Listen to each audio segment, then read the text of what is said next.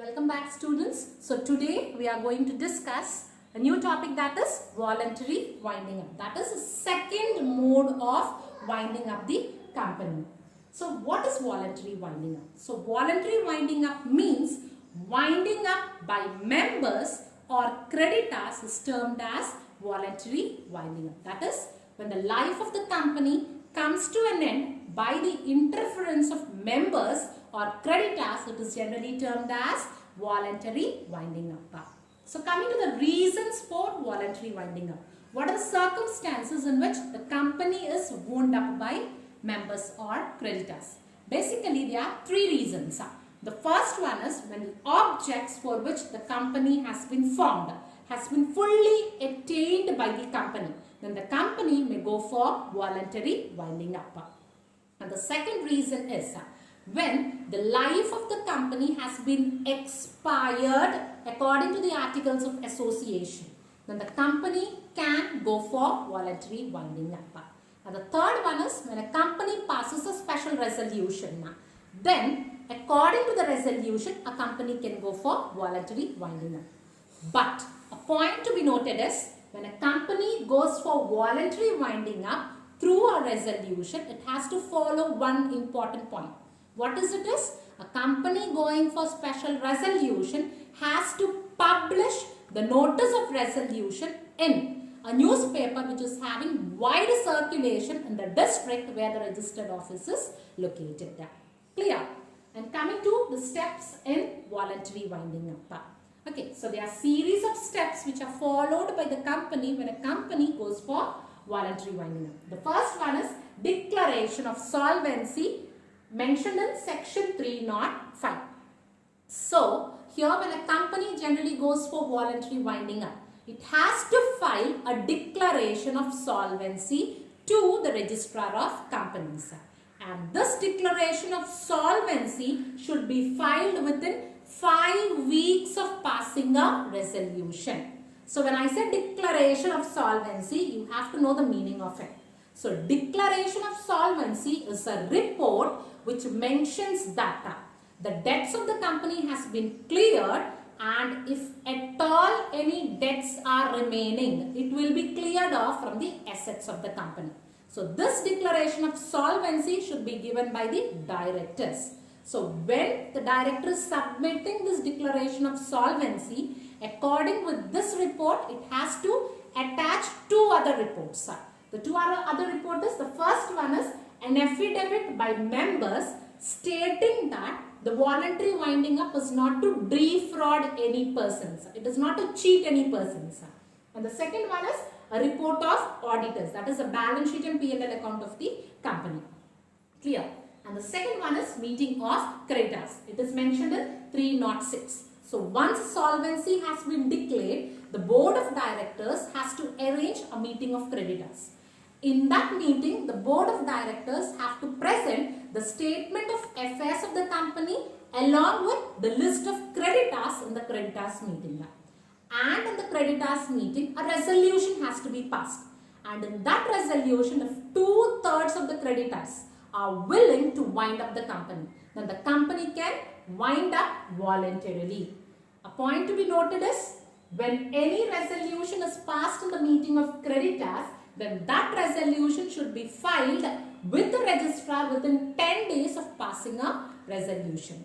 Clear? And coming to the third one, pass resolution. So once creditors meeting is arranged, the company has to pass a special resolution. But a point to be noted is before passing a resolution, notice of resolution should be published in newspapers having wide circulation within 14 days of arranging a resolution. Clear? So a resolution has to be arranged and that resolution should be given within 14 days of passing a resolution. It is mentioned in section 307. And the next one is commencement of voluntary winding up. It is given in section 308. So what this says is in special resolution, if 3/4 of the members agree that the company to be wound up voluntarily, then the company will start with the commencement of winding up. And coming to the next one, appointment of liquidator, which is given in 310. So a liquidator, as we have discussed earlier, is a person who is appointed in order to look after the proceedings of a wind-up company. So his powers and duties are similar to the liquidator which we have discussed earlier. So here what the company has to do is, what the members of the company has to do is, they have to appoint a liquidator in order to look into the proceedings of wind-up company. If the creditor opposes to the member who is appointed as a liquidator, then the creditor can appoint a person whom he feels as liquidator. And the next one is notice of appointment to registrar. That is given in section 312. So once a person is appointed by the member or the creditor as a liquidator, then the liquidator's name as well as particulars should be sent to the registrar of companies within 10 days of being appointed as liquidator. And coming to the next point, appointment of committees. Once a liquidator is appointed, the liquidator has to constitute different committees. That is, it may be a winding up committee, it may be an advisory committee. Whatever committee the liquidator feels that is necessary in order to assist the liquidator in winding up the committee. That committees has to be formed by the liquidator. It is given in section 315. And the next one is submit report of progress of winding up. So the liquidator, after constituting different committees, has to report to the members as well as creditors on quarterly basis the progress which is made in winding up of the company. If any defraud is made by the liquidator in informing the members as well as creditors of the winding up proceedings, then the liquidator will be punishable with a fine of 10 lakhs. Okay. And come to the next one, report of company liquidator to tribunal for examination. So the liquidator feels that if any person has committed any fraud in the company, then the liquidator has the right to file an application with the tribunal.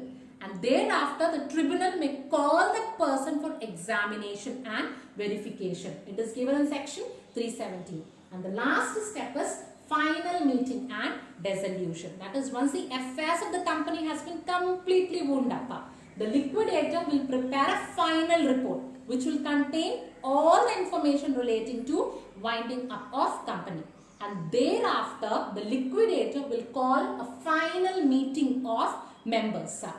And in final meeting, the liquidator will present the final report and a resolution will be arranged in the final meeting.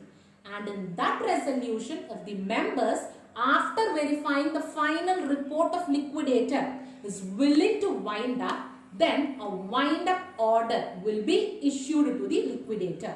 And the report of that wind up order passed in the resolution of members will be given to the registrar as well as tribunal. Clear? So whatever resolution is taken in the final meeting of members will be submitted by the liquidator to the tribunal as well as registrar. So the tribunal, what he does is, the tribunal will verify all the facts which is given by the liquidator, and the tribunal has to send the final report within 60 days of receiving an application.